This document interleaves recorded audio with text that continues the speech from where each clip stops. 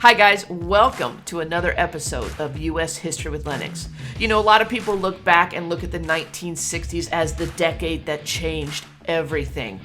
But early on, in the early years of the 1960s, when JFK had just been elected president, America had a lot of hope and a lot of promise.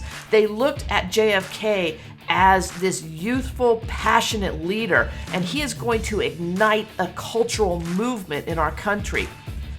But soon we will be thrown back into reality after the assassination of JFK and the introduction of Lydon Johnson's presidency. Lydon Johnson's going to come in, and one of his biggest tasks to deal with is the growing poverty in our country. We're also going to see the rise of the civil rights movement of the 1960s. And as we get further into the decade, America will be going into another war.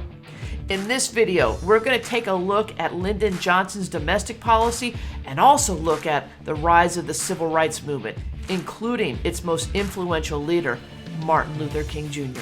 So here we go. Let's go to the 60s.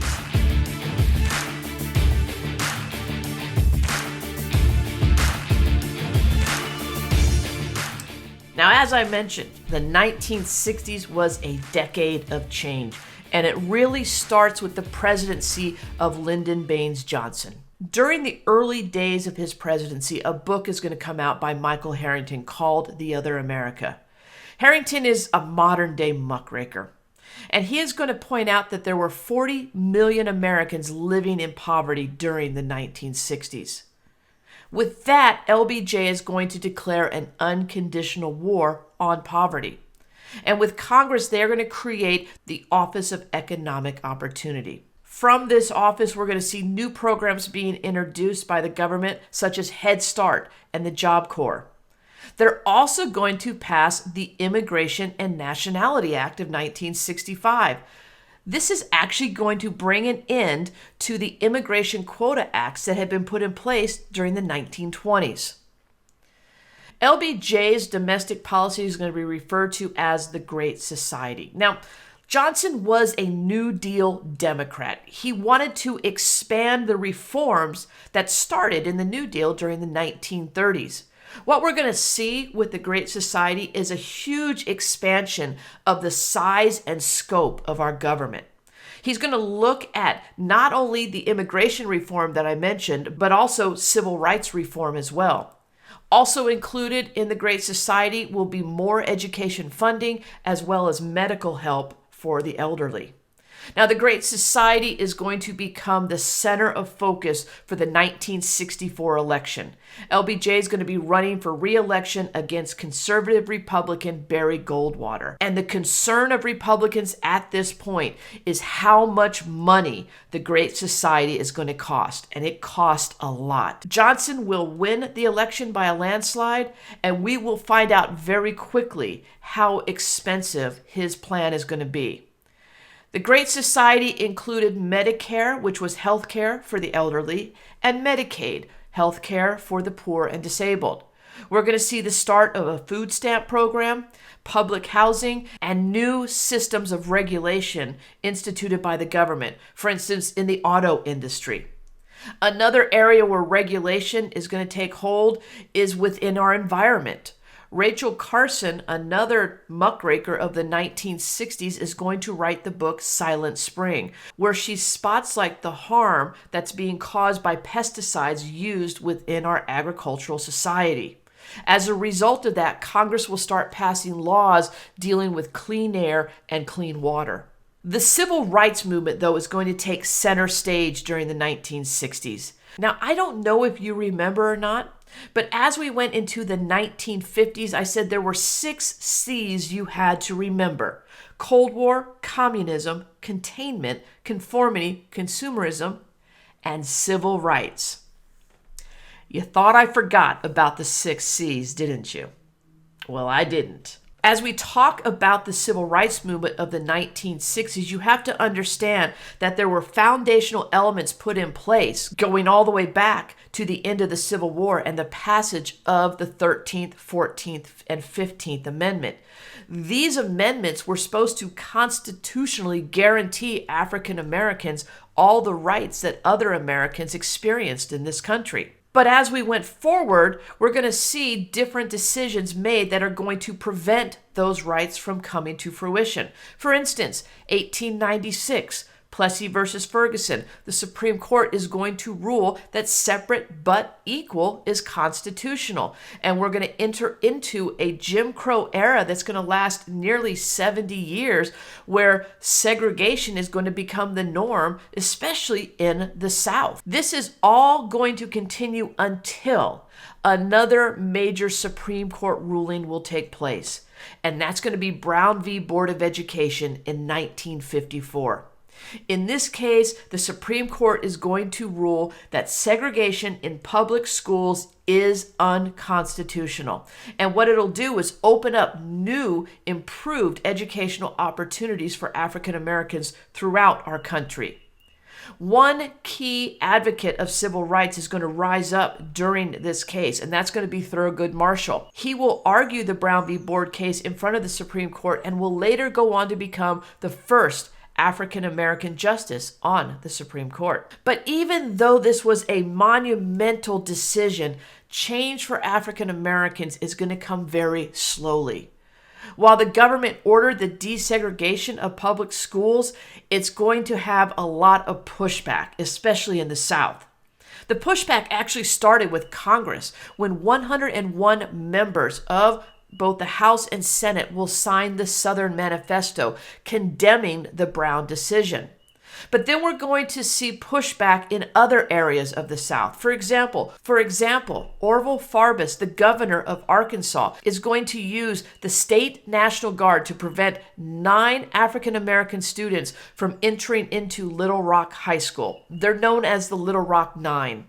Eisenhower at the time is going to use his executive power to order the 101st Airborne Division down to Little Rock to protect these 9 students and escort them to school every single day. But it wasn't just at the high school or elementary school level. Colleges and universities were also supposed to be desegregated. James Meredith is going to try to enroll in the University of Mississippi, and he too will be blocked by the governor and the National Guard in that state. He eventually will get entry into Ole Miss, but it's going to take a court ruling to get him in. And then finally, George Wallace, the governor of Alabama, is actually going to instigate a blockade of the University of Alabama to prevent African Americans from enrolling there. All of this is in response to Brown v. Board of Education, and all of this is going to cause frustrations within the civil rights movement.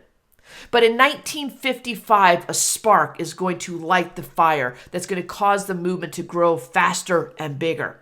And that's going to be when Rosa Parks refuses to give up her front row seat in the bus and ends up being arrested for not moving to the back of the bus. Her arrest is going to lead to the Montgomery bus boycotts. 354 days, I believe, of African Americans in Montgomery, Alabama boycotting the public transportation system. Whether they had to walk, ride bicycles, carpool, they would do anything they had to get around town without using the public buses. For nearly a year, the buses rolled empty. This boycott was organized by a young up-and-comer by the name of Martin Luther King Jr. And this will vault him to national attention. He will become the first president of the Southern Christian Leadership Conference, an organization designed to promote nonviolent protests throughout the South for equality for African Americans. Other protests are going to spur up from what we saw happen in Montgomery. For example, in 1960, the sit-in protest started to be used in Greensboro, North Carolina, when 4 African American men sit at a Woolworth's lunch counter refusing to give up their seat, though the lunch counter refused to serve them. You will see lunch counter protests start to spread through the South, where young men and women, both black and white, would take turns sitting at the counter to prevent any paying customers from using the lunch counter, hoping to bring desegregation to those dining facilities. Freedom rides are also going to start occurring through the South, where again, young men and women are going to try to draw attention to the non-enforcement of desegregation on public buses. The biggest moment, I think, for the civil rights movement in the 1960s is going to be the March on Washington in 1963. Led by Martin Luther King Jr., 200,000 people will march on Washington in support of John F. Kennedy's Civil Rights Bill. It's at this march that Martin Luther King Jr. will give his I Have a Dream speech. I have a dream that one day this nation will rise up and live out the true meaning of its creed. We hold these truths to be self-evident, that all men are created equal. I have a dream that one day on the red hills of Georgia, sons of former slaves and the sons of former slave owners will be able to sit down together at the table of brotherhood. I have a dream. My 4 little children will one day live in a nation where they will not be judged by the color of their skin, but by the content of their character. I have a dream today.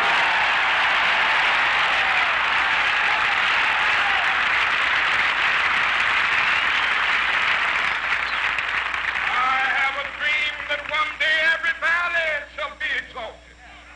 Every hill and mountain shall be made low, the rough places will be made plain, and the crooked places will be made straight, and the glory of the Lord shall be revealed, and all flesh shall see it together. Now, while JFK supported a Civil Rights Act, he's not going to live to see its passage, as he will be assassinated that fall.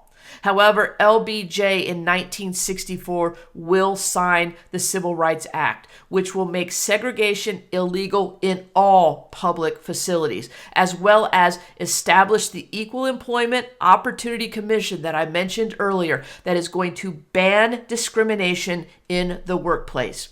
We've seen similar acts before. For instance, in the 1940s, FDR is going to sign Executive Order 8802, which banned discrimination for defense contractors. Then, in 1946, Truman is going to sign Executive Order 9981, which is going to desegregate the military. But it's the Civil Rights Act of 1964 that makes discrimination illegal in all areas of employment, not just government jobs. The right to vote was also something that was still being fought for in the 1960s. Jim Crow era laws were in place to prevent African Americans from voting. And so they were seeking a reversal of those Jim Crow laws. They were seeking protection to allow the African American to vote. Now, the 24th Amendment had been passed that banned poll taxes, one of those old Jim Crow laws. The Freedom Summer of 1964 is going to see young people going throughout the South trying to register as many African Americans as they can to vote. The biggest move, I think, to draw attention to the African American vote in the South is going to be the protest march from Selma to the capital of Montgomery, Alabama. This was a series of 3 protest marches. The first one, however, is going to end in violence. When that happens, LBJ is going to send troops down to Alabama to protect the marchers as they went from Selma to the Capitol. Finally, in 1965, the Voting Rights Act is going to be signed into law, which will end all efforts that were put in place to try to prevent African Americans from voting, including making literacy tests illegal. Now, while all this movement was taking place and all these gains were happening, there were still people who were upset at how slow it was going. And you're going to start to see, as we go further into the 1960s, the civil rights movement become more radicalized. People like Malcolm X are going to start calling for immediate change. He is going to say that the whites were to blame for the black man's social problems. He's also going to call for black separatism, saying that blacks should separate themselves from white society. Quit trying to act like a white man. And finally, he said that African Americans should have pride in their culture, should have pride in their identity. And he's not going to be alone in this message. Stokely Carmichael, who had been the former president of SNCC, is going to leave that organization and a year later start to associate with more radical civil rights leaders. And he is going to call for Black power. The Black power movement is going to start. That's going to call for both economic power and racial separatism. Another group that will rise during this time will be the Black Panthers. Organized by Huey Newton and Bobby Seale, they will be the first organization that will use militant practices in the fight for civil rights. They will come up with a 10-point plan that they described as a cross between the Declaration of Independence and the Bill of Rights that broke down what they wanted now and what they believed. Some of the points listed in the Black Panther 10-point plan included full employment for all of their people, decent housing and education, an immediate end to police brutality, an immediate end to all wars of aggression. Basically, they close it out saying we want land, bread, housing, education, clothing, justice, peace, and people's community control of modern technology. The Black Panthers will grow to be nearly 5,000 strong. They did work a lot in the community where they provided free breakfast programs, as well as clothing distributions and drug and alcohol abuse rehabilitation. But they were still seen as a militant group.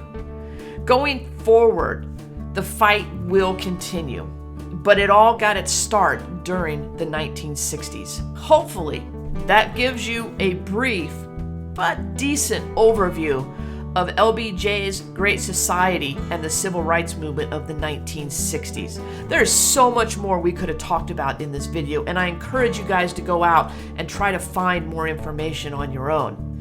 But for now, if you missed anything in the video, you can always rewind and watch it again. If you learned something, go ahead and give me a like, and feel free to subscribe. But other than that, I thank you for watching, and we'll see you on the next one. Bye-bye.